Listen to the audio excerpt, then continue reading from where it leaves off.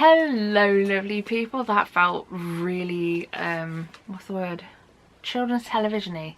I don't think the top helps, but hello everybody, welcome back to my channel. I hope you are all well. Today we are going to do a mid-year roundup, which kind of feels a bit long in the tooth because by the time this video goes up it's mid-July.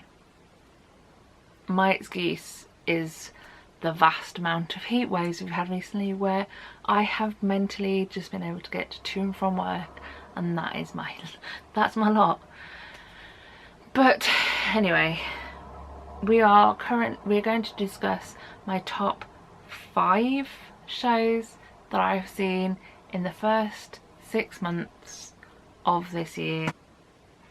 You know what, we're changing the game because it's 2026 and there's 6 months in the year. Let's do top 6. Crazy. So if you want to know my top shows so far this year, stick around and we'll get into it in 2 whole seconds.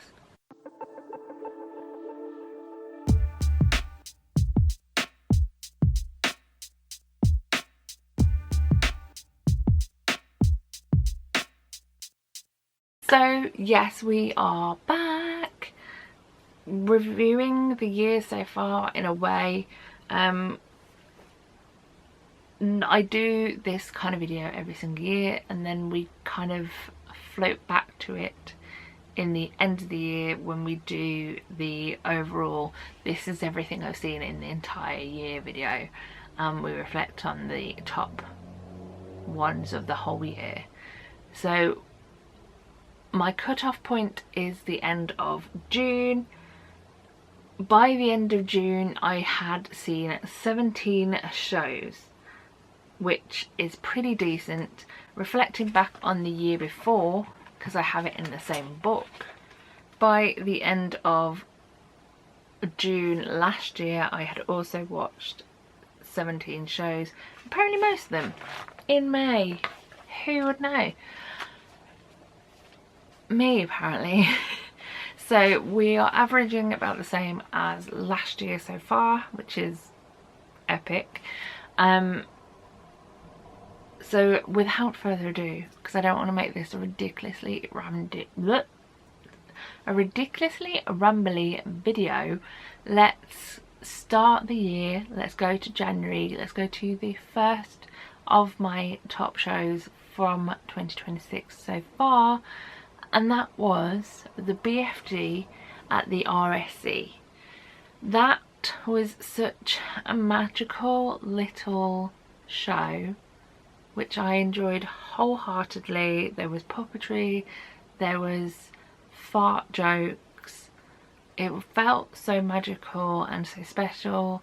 I wouldn't be surprised if along the way there is either a new production or it gets transferred into London. I feel like that at Christmas in London somewhere would be a joy. I don't know where I'd put it, because I quite enjoyed the closeness feeling of the RSC for that show. I feel like if you put it in a big space it might get lost a little bit. Answers on a postcard if you have a suggestion of where you think it could go.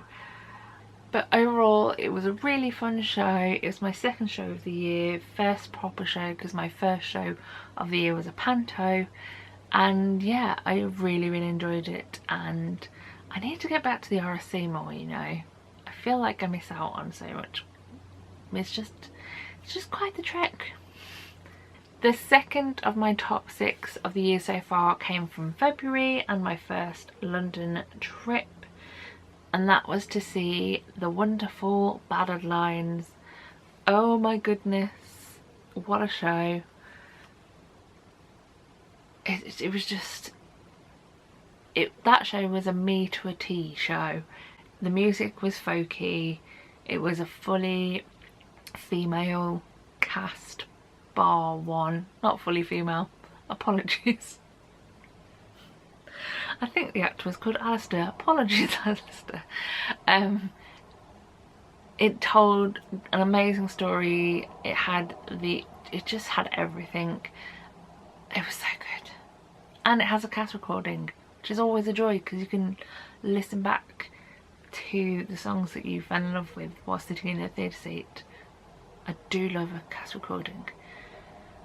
So that was my second show that I really enjoyed. My third one, kind of a cheat, but not, because it was the Operation Mincemeat UK tour.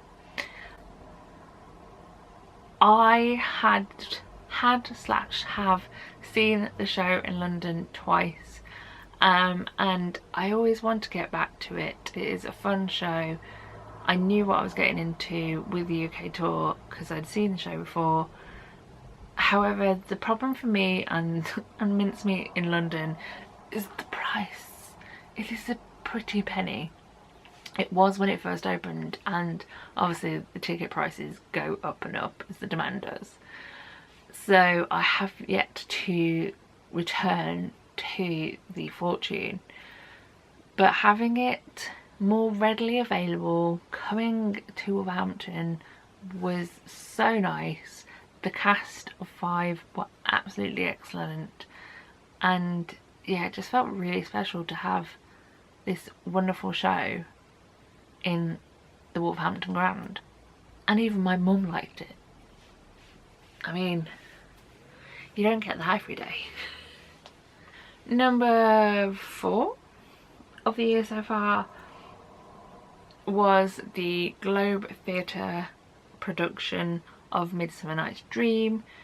I saw 2 separate versions of Midsummer Night's Dream in May. One at the Birmingham Rep, which is absolutely glorious, but for some reason the Globe Theatre production just pipped it to the post. It was, I think I said in my review for the Globe one, there's something special about being in the Globe watching Shakespeare and just immersing yourself in everything. Plus, I feel like because I ended up on the stage at the Globe, it's always going to be one of those memorable experiences for me. The cast was amazing. I really enjoyed my time watching it, and also I say I enjoyed being part of it, but it was, no, never again. But it is still ongoing at the Globe until I think either mid-August or end of September. I would 100% recommend checking it out. 5 of the year is Cabaret. It's one of my most recent videos. It's a show that I've been putting off mainly down to the pre-show and not knowing what I was getting myself in for. It was one that I wanted to go with someone to see the first time, and I finally got around to seeing it in June with Joy Woods and Jamie Moscato in. One of my many visits to see a show that has Jamie in it before the year is out.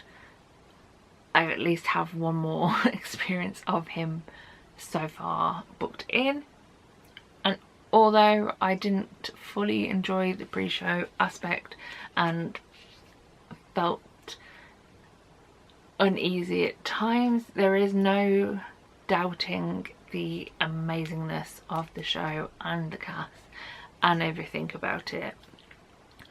So if you can get round the little foibles, it is an amazing show, and one that I might actually try and get back to depending on the next castings. And finally, 6th of the year so far goes to Once at the Pitlochry Festival Theatre. I saw it on closing night. Once is one of my favourite shows in the entire world. So when they announced that Pitlochry were going to do it, I was like, right, I would love to go and see it. Managed to work it out so I could see it. And then they made the cast announcement and they were like, hey, we're just going to throw Dylan Wood in, who I would say is my favourite Orpheus from Hadestown. I've seen the show once. He was my Orpheus. But it was really interesting to see a different side to Dylan from the puppy dog Orpheus that I enjoyed so much in Hadestown. But it wasn't just Dylan, the entire cast were absolutely insane. They brought me to tears on multiple occasions, and yeah, I loved seeing it again and watching that production and visiting a new theatre. All in all, a joy amongst joys. And that was number 6. This isn't bad. We've got a 10-minute video done. Whew. Like I said at the beginning, at the end of the year, we shall look back and see how opinions change. Will any of these still be my top 6 for the year? We'll probably keep it at 6 because 6 to 26 is quite fun. But yeah, what are your top shows that you've seen so far this year? Let me know in the comments. Go on, leave me a cheeky comment. Why not? Do it. But other than that, I'm going to sign myself off because I'm going a bit weird in the heat. So all that's left to say is the usual, which is I love you all lots. Thank you for coming back. Thank you for enjoying this video. If you have enjoyed it, if you haven't, please just click off and leave me in my happy bubble. But the final thing to say is the last thing we say in every video, and that is so long, farewell, auf Wiedersehen, and goodbye. Bye everyone.